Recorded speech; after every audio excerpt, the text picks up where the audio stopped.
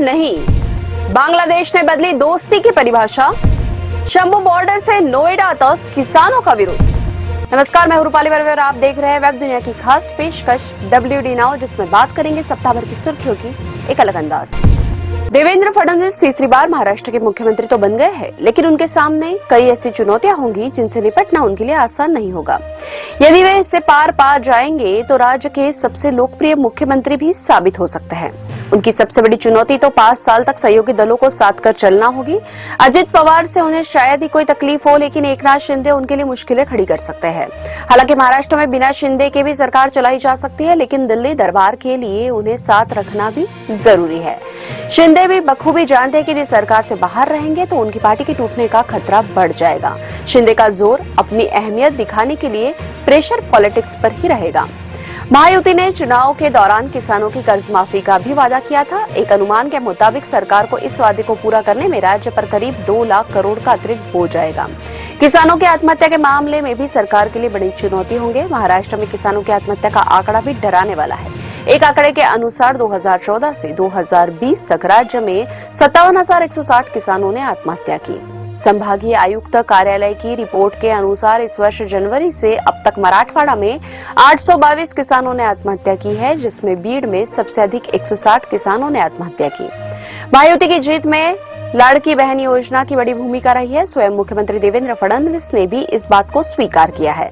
इस योजना के तहत महिलाओं को 1500 रुपए दिए जाते हैं, जबकि वादे के मुताबिक अब यह रकम बढ़कर 2100 रुपए देनी होगी। इस योजना से सरकार के खजाने पर 46,000 करोड़ रुपए का बोझ आएगा। इकोनॉमिक सर्वे की रिपोर्ट के अनुसार 2023-24 में महाराष्ट्र सरकार पर 7 लाख करोड़ से अधिक का कर्ज है। ऐसे में अर्थव्यवस्था और निवेश के लिए महाराष्ट्र को निवेशकों की पहली पसंद बनाना फडणवीस के लिए बड़ी चुनौती है। दूसरी ओर मराठा आरक्षण की मांग से निपटना भी उनके लिए किसी चुनौती से कम नहीं होगा। मराठा आरक्षण आंदोलन के प्रमुख कार्यकर्ता मनोज जरांगे ने कहा कि यदि ओबीसी श्रेणी के तहत नौकरी में आरक्षण सहित मराठा समुदाय की मांगें पूरी नहीं की गई तो 5 जनवरी के बाद आंदोलन का नया दौर शुरू किया जाएगा। आगामी बीएमसी चुनाव मुख्यमंत्री फडणवीस के लिए किसी अग्नि परीक्षा से कम नहीं होंगे। यदि उन्हें इस चुनाव में सफलता मिलती है तो निश्चित रूप से उनकी ताकत बढ़ेगी। यदि असफल हुए तो उनके नेतृत्व पर भी सवाल उठेगा। बांग्लादेश में शेख हसीना को अपदस्थ करने के बाद भारत और बांग्लादेश के बीच दूरियां काफी बढ़ गई है, जबकि वहां अल्पसंख्यक हिंदुओं के खिलाफ जारी हिंसा ने आग में घी का काम किया है। बांग्लादेश के लिए भारत शत्रु बन गया है और अत्याचारी पाकिस्तान दोस्त। वहां के नेता खुलेआम भारत को सामान जला रहे हैं। भारत में भी हिंदुओं की हिंसा को लेकर लगातार विरोध प्रदर्शन जारी है। हिंदू संगठन सड़कों पर है। मुस्लिम संगठनों भी बांग्लादेश में अल्पसंख्यकों के खिलाफ हो रही हिंसा का विरोध किया है। पूर्व मुख्य चुनाव आयुक्त SY कुरैशी, दिल्ली के पूर्व उपराज्यपाल नजीब जंग, अलीगढ़ मुस्लिम विश्वविद्यालय ने पूर्व कुलपति जबरुद्दीन शाह, पूर्व सांसद शाहिद सिद्दीकी, उद्योगपति सईद शेरवानी समेत मुस्लिम समुदाय के प्रबुद्ध लोगों ने एक समूह ने बांग्लादेश में अंतरिम सरकार के मुखिया मोहम्मद यूनुस को पत्र लिखकर वहां अल्पसंख्यकों के साथ दुर्व्यवहार की कड़ी निंदा की है और सुधारात्मक कदम उठाने का आग्रह किया है। अमेरिका ने वही बांग्लादेश में अल्पसंख्यकों पर हो रहे अत्याचारों की निंदा की है। अमेरिकी विदेश विभाग की प्रवक्ता मार्गरेट मैकलाउड ने इंदौर प्रवास के दौरान कहा कि बांग्लादेश से आ रही इन खबरों को लेकर अमेरिकी प्रशासन काफी चिंतित है। हम हालात को ध्यान से देख रहे हैं। अभी के प्रशासन के बारे में बात करूं, अमेरिका बांग्लादेश के लिए एक पायदार स्वतंत्र लोकतंत्र देखना चाहते हैं, जिसमें हर व्यक्ति की मानवीय अधिकार माना जाता है। और वो खबरें जो हम अभी बांग्लादेश से सुन रहे हैं वो काफी तफ्तीशनाक है, काफी चिंताजनक है और हम ध्यान से देख रहे हैं। वहीं बांग्लादेश की अंतरिम सरकार के प्रमुख मोहम्मद यूनुस ने कहा कि हिंदुओं की सुरक्षा के बारे में भारत सरकार की चिंता तथ्यों पर आधारित नहीं है। जो कुछ कहा जा रहा है वो दुष्प्रचार है।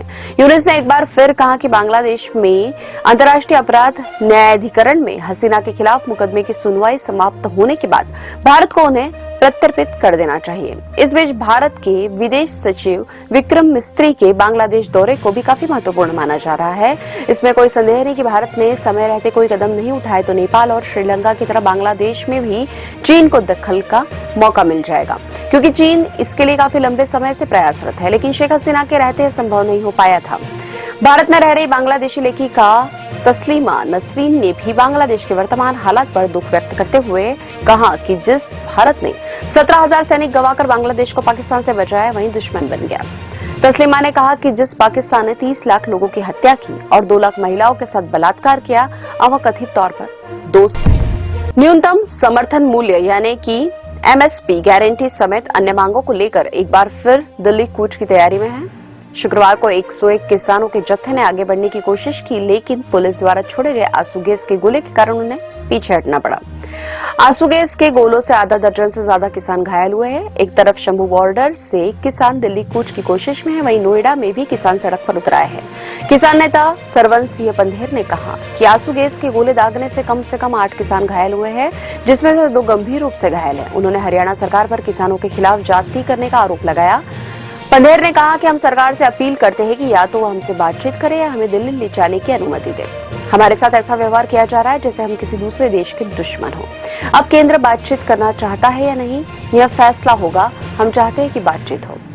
दूसरी ओर किसान नेता राकेश टिकैत ने वेब दुनिया से बातचीत में कहा कि 22 जनवरी 2021 को आखिरी बार किसानों और सरकार के बीच बातचीत हुई थी। उसके बाद से कोई बात नहीं हुई है। सरकार ने किसानों से किया अपना कोई वादा नहीं निभाया, केवल 3 काले कानून वापस लिए थे। उसके बाद से कोई मांग पूरी नहीं की गई। सरकार को किसानों के साथ बात करना चाहिए। सरकार और किसानों के बीच बातचीत का एक दौर फिर शुरू होना चाहिए। किसान एमएसपी के अलावा कर्ज माफी, किसानों व खेत मजदूरों के लिए पेंशन और बिजली दरों में बढ़ोतरी न करने की मांग कर रहे हैं।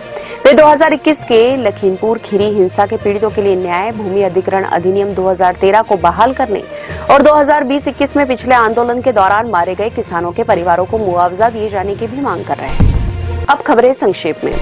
महाराष्ट्र के डिप्टी सीएम अजित पवार को बड़ी राहत, बेनामी संपत्ति मामले में मिली क्लीन चिट।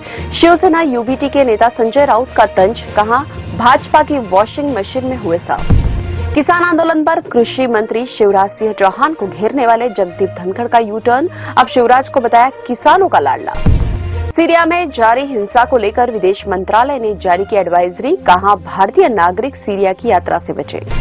धरती के स्वर्ग कश्मीर पर अब सूखे का खतरा, 72% कम हुई बारिश से जल स्तर में गिरावट। नॉर्मलाइजेशन को लेकर अब बिहार लोक सेवा आयोग अभ्यर्थियों का हंगामा। आयोग ने कहा कि नॉर्मलाइजेशन की बात अफवाह, परीक्षा तय समय पर और एक ही पारी में हो। ये थी वेब दुनिया की खास पेशकश WD नाउ। अगले सप्ताह की सुर्खियों के साथ फिर हाजिर होंगे। नमस्कार।